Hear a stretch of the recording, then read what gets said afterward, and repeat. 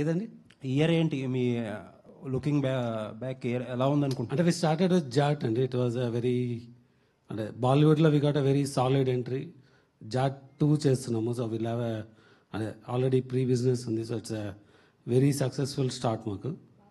Mirai gave us a world wide recognition, అంటే on the visual అంటే చాలామంది విఎఫ్ఎక్స్ అంటారు. ఇట్స్ నాట్, అంటే VFX తగ్గించట్లేదు.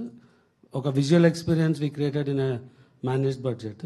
Mowgli I can say we can create a extraordinary experience in a very controlled budget. మధ్యలో ఒక cinema skip చేశారు. నేను skip చేయలేదండి. ఒక డిఫరెంట్ జోనర్ మూవీని వి డెలివర్డ్ అండ్ వి గాట్ అంటే అంటే ఆనెస్ట్గా చెప్పాలంటే మిక్స్డ్ రియాక్షన్స్ వచ్చింది.